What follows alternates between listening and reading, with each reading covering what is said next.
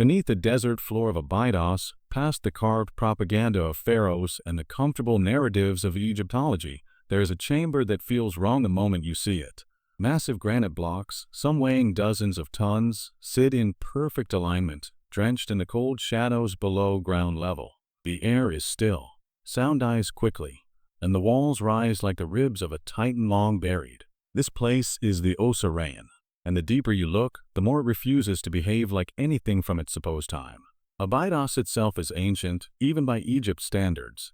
Temples here weren't just built. They were layered, recycled, claimed by kings trying to borrow legitimacy from a past far older than themselves. But the Osireion breaks that pattern. It isn't decorative. It isn't ceremonial in any ordinary sense. It sits behind Seti I's temple like a shadow, older, heavier, and impossibly more primitive.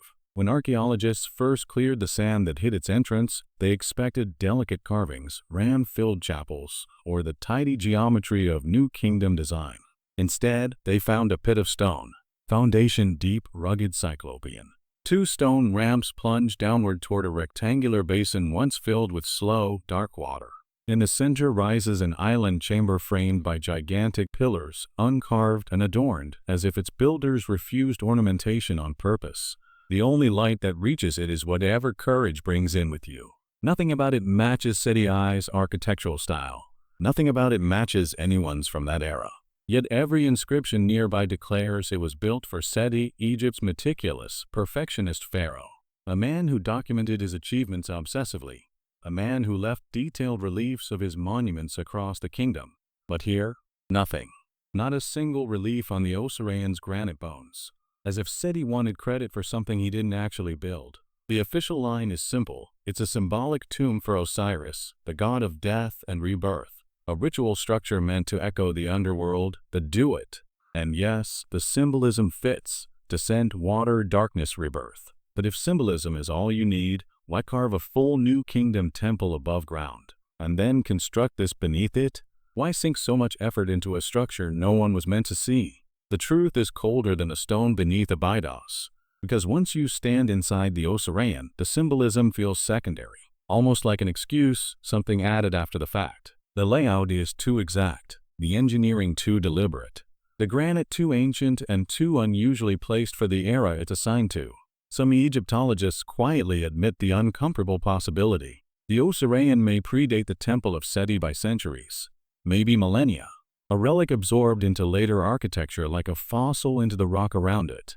You can feel that age in its walls. You can feel the absence of the pharaoh's ego.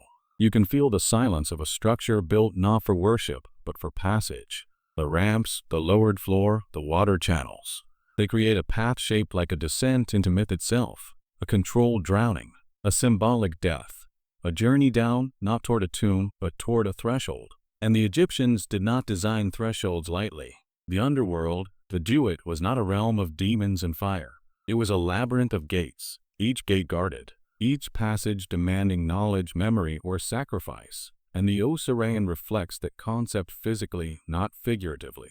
A central island, a surrounding water moat, a stone womb at the heart of darkness, almost like initiation, almost like preparation, almost like something meant to transform the person who stepped inside. But the greatest irony is this. The Osireion is in worse condition now than it was when it was discovered. Constant groundwater and rising water tables keep its floor submerged year-round. Modern pumps aren't enough. The walls sweat. The chamber floods. It's as if the structure is returning to the purpose it had ages ago. A basin of water guarding an island of stone. A sealed memory reflooding itself. And above it, the temple of Seti I, bright, carved, clean, sits like a mask. A polished surface hiding whatever came before. The Osireion is not a ruin. It's a contradiction. A structure that should not be where it is. Built in a style that should not exist at that time. Designed with intent that no simple ritual building required.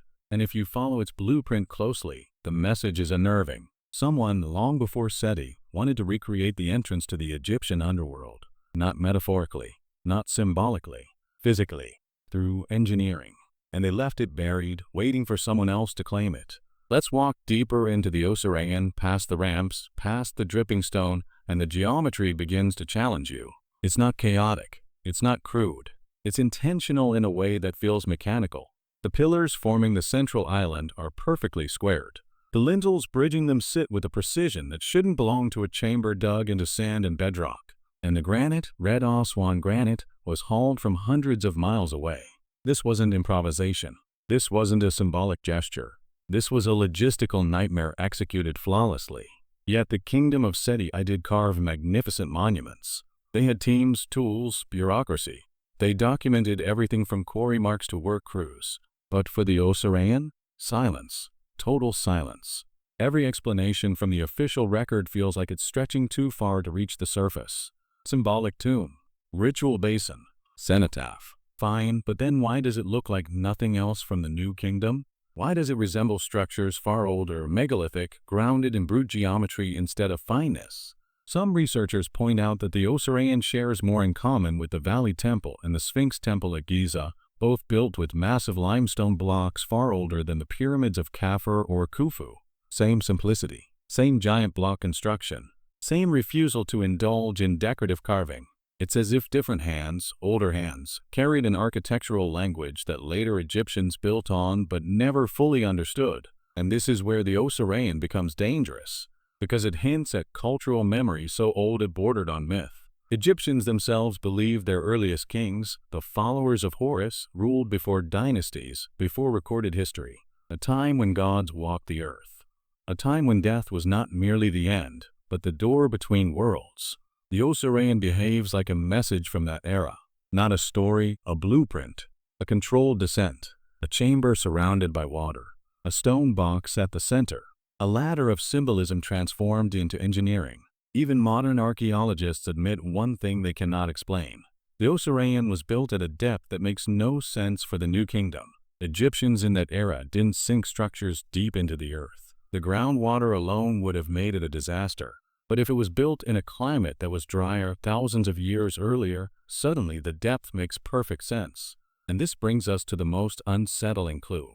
The flower of life. On one of the granite columns of the Osireion, faint circles overlap in a pattern known today as the flower of life. These carved marks are not deep, they look more like ancient graffiti. But here's the twist. Nobody can confirm when they were carved. Some say Ptolemaic visitors scratched them in much later. Others argue the marks are older, possibly ancient even when Seti found the place. Egyptologists don't bother with the pattern. They dismiss it. Good, that's their job. But the reason people get fixated on it isn't mysticism, it's the implication that visitors from the later eras treated this chamber like a relic, not a construction site. People don't scratch symbols into fresh walls. They scratch symbols into things that feel ancient, things already buried, already forgotten. And the Osireion must have already felt old when they arrived. Now imagine Seti I discovering this half-buried chamber. A pharaoh obsessed with legacy. A ruler desperate to connect himself to the oldest gods. He builds his temple forward-facing, bright limestone, polished reliefs, and he links it to the Osireion behind it like a signature carved onto someone else's manuscript. Not plagiarism, more like admiration, or dominance, or maybe fear. But the structure beneath is silent. No inscriptions, no dedications, no names. It is a building with no author, and that absence begs a question no one wants to ask aloud. What kind of society builds something this massive and leaves no claim to it? Egyptians carved their names onto everything: tombs, statues, pillars, walls, bricks. Even quarry marks bragged about who ordered the stone. But here, nothing. The Osireion looks like a work of people who are building for purpose, not glory. Purpose is colder than pride. Purpose does not leave signatures. The underworld blueprint. Think about the layout again. You descend down a sloping passage. You enter ankle-deep water or deeper. You walk around a moat that circles an island. You reach a raised chamber in the center. Every step echoes the journey through the duet described in the Book of Gates and Book of the Dead, but with one critical difference. Instead of painted symbolism on a tomb wall, here the journey is physical. It forces the body to perform what the soul was said to endure. Darkness, water, threshold, rebirth. No other Egyptian temple does this. It's not worship. It's not ceremony. It's initiation. Whoever built the Osireion engineered a controlled descent into the underworld, not for the dead, but for the living. Priests, kings, initiates. No one left records. But this design, this choreography of stone and water, feels too functional to be metaphor. as if the structure itself was a machine, a mechanism for transformation, a chamber for crossing something unseen. And the deeper you look, the more it feels like the Osireion was not meant to be viewed from above. It was meant to be entered, slowly, silently, with purpose. The kind of purpose that didn't survive into dynastic memory. The kind of purpose Seti I tried to imitate, but could never recreate. This is why the Osireion remains one of the most unsettling structures in Egypt. Not because of what we know, but because of the vast, silent distance between what it is and what its builders intended it to be. Stand on the central island of the Osireion long enough, and you start to feel the weight of everything it is not saying. The chamber is bare, brutally bare. No hieroglyphs, no scenes of gods, no kings striking enemies, no prayers, nothing to anchor it in the timelines we understand. It's the only major Egyptian structure of this scale that refuses to play by the rules of its civilization, and that absence is the loudest part of the whole place. The island room. The central chamber sits higher than the surrounding basin, as if lifting itself out of a symbolic flood. 8 monolithic pillars support the lintels above, each one cut with an accuracy almost too confident. You can run your hand across the granite and feel no hesitation. Whoever shaped these blocks knew exactly what they were doing. Yet the chamber has no clear function. It's not a tomb, no sarcophagus, no burial niche, no funerary goods. It's not a shrine, no cult statue recess, no offering table. It's not a hall, too isolated, too hidden, too deep. Everything points toward the same unsettling idea. The Osireion is a space designed to force an experience, not host an event. The builders didn't decorate. They didn't explain. They didn't guide. They didn't teach. They prepared. Prepared what? Or who? Light and water. In its original form, the Osireion would have been even darker than it is now. The only illumination came from torches or lamps, thick, wavering light reflected by stagnant water. Flames bending on the surface, shadows stretching across rough granite pillars. That combination, water and firelight, doesn't just illuminate. It distorts. It unsettles. It rearranges the room into something half-real. In ancient Egyptian thought, water wasn't peaceful or cleansing. Water was chaos, the primordial abyss from which everything emerged and to which everything returned. So when an initiate descended the ramps, the water surrounding them wasn't symbolic, holy water. It was the boundary, the shift between worlds. The Osireion wasn't about worship. It was about crossing, the hidden gate theory. There's a growing idea among serious researchers, not fringe theorists, that the Osireion wasn't built to be seen from above at all. The original entrance may have come from a tunnel or stairway that no longer exists, leading straight into the island chamber. No temple, no courtyard. No surface connection, just a direct plunge into the earth, ending in a basin of still water. If this is true, then Seti I didn't build the Osireion. He annexed it, claiming a structure whose original entrance had already been lost to time. And that would explain everything. Why there are no inscriptions. Why it sits at a depth that makes no sense for the new kingdom. Why the architecture feels older, heavier, more primitive. Why the building functions like a ritual machine rather than a temple. It also hints at something much darker. The Osireion may have been part of a larger complex, something now buried, collapsed, or swallowed by the shifting desert. If the island chamber is just one piece, what was the rest? The echo of Abydos. Abydos wasn't chosen randomly. This was the most sacred burial landscape in Egypt, home of the oldest kings, the oldest myths, the oldest pilgrimages. It was believed to be the site where the head of Osiris was buried. A place where the boundary between life and death was thin. So if someone long before Seti wanted to create a physical gateway to the underworld, Abydos was the only logical place to build it. A structure to simulate death, a chamber to endure it, a platform to return from it. Not metaphorically. Through sensory deprivation, darkness, water, the crushing silence beneath tons of granite. Call it initiation. Call it rebirth. Call it deliberate psychological engineering. Whatever the original purpose was, it wasn't casual.